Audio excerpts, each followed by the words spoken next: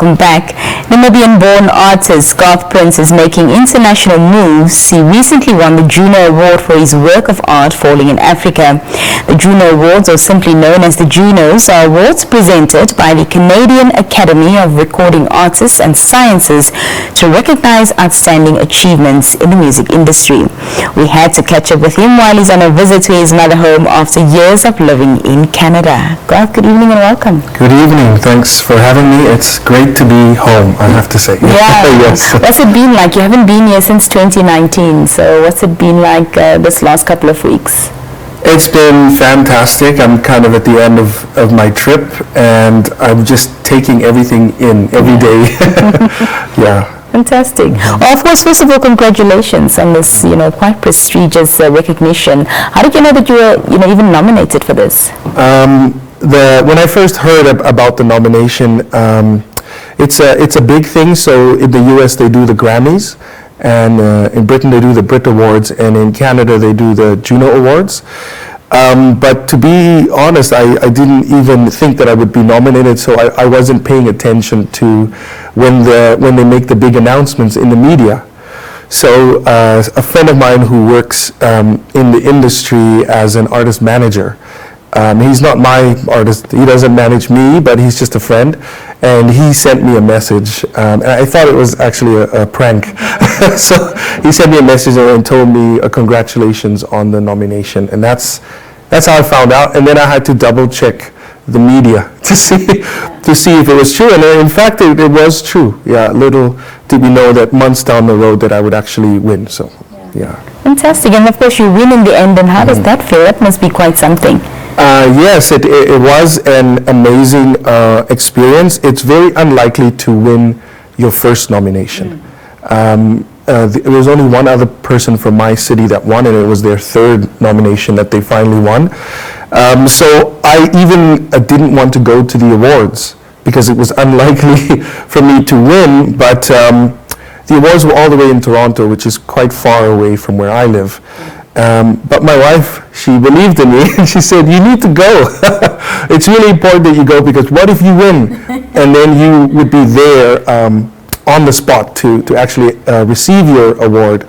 So I did go, and the moment when they announced it, it was actually initially tears of the maybe disbelief. Yeah, it was just shocking, because I was sitting around a table with many other nominees, and funny enough, everyone's turn had come and nobody had won on my table. So it was just a shock for us, like even for the table. But so did you even have a speech ready if you thought you didn't want to go, you didn't think you would win? The good thing is that I'm generally a very prepared person.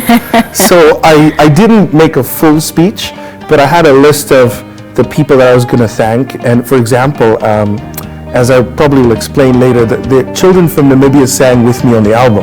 So it was very important to thank those children, my wife, a couple of basic things, but I didn't have a full speech.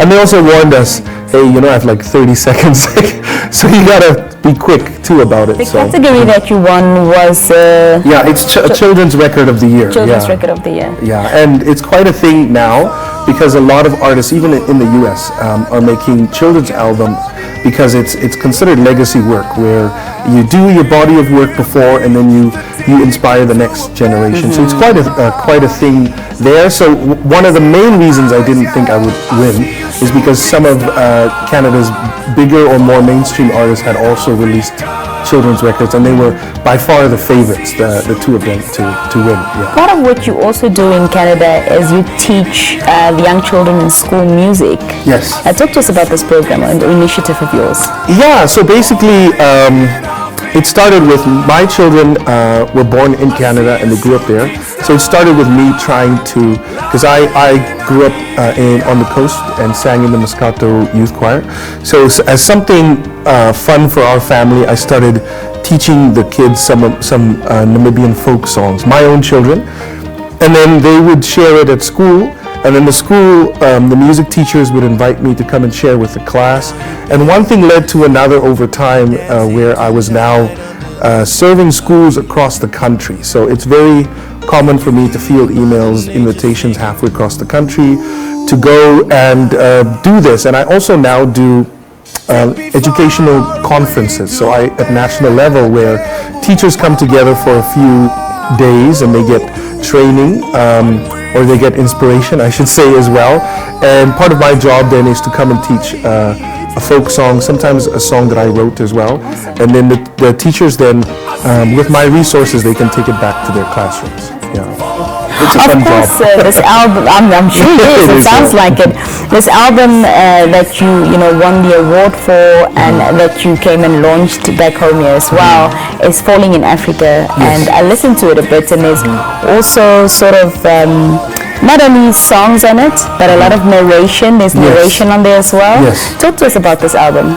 Yeah, so the album was the collection of the favorite songs that I've been teaching. So I let the children be the judges of the music.